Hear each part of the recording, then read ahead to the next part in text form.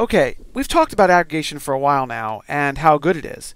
But now I want to talk to you about some of the limitations that exist in the aggregation framework within MongoDB and how you can get around them and what you should think about when you're using it. The first limitation is that by default, we have a 100 megabyte limit, that's pretty small, for pipeline stages. And the way you get around that, of course, is by using allow disk use option will get you around that 100 megabyte limit.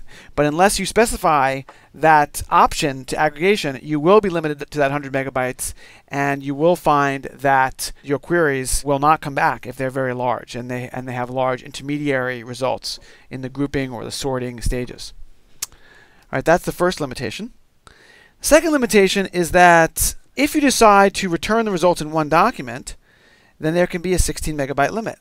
And since Python does return the results in one document, there's a 16 megabyte limit by default in Python.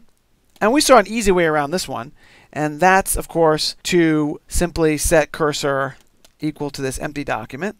And then Python will return a cursor, and you can have aggregation results that have no limit. But keep that in mind. The last limitation I want to tell you about has to do with sharding.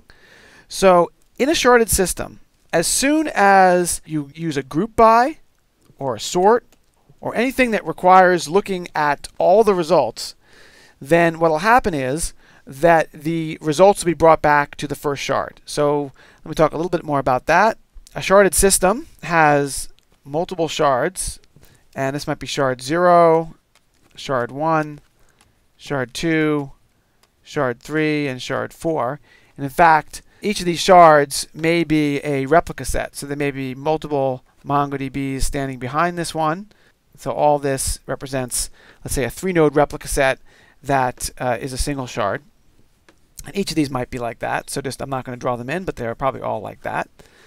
So in that situation, you've got a MongoOS router in front, and you got an application. And that application is going to send an aggregation query. And that aggregation query, if it uses a collection that's sharded, is going to send that to every single one. And some parts of that, for instance, a projection or a match, could go in parallel on all the shards. But if you do a group by phase, for instance, or a sort, or anything else that requires looking at all the data, then what's going to happen is MongoDB is going to send all that data to the primary shard for the database. And the primary shard is where an unsharded collection would live. So initially, you'll be distributing the work, and then if you start doing a group by or a sort, then the results are going to get sent to one shard to get processed further so that everything can be collected in one place. And so in that sense, you may not find the same level of scalability in aggregation that you might find in, let's say, Hadoop, where there might be greater parallelism for very large, what's called MapReduce jobs. And for those of you who aren't familiar with MapReduce, it's not really important right now, but aggregation is an interface to MapReduce functionality within MongoDB, and you may find that the performance of a large aggregation on a sharded cluster may not be quite as good as you'd expect if you are used to, let's say, running a large Hadoop job. Which gets to good alternatives to aggregation, and they are that you could use Hadoop, which offers MapReduce.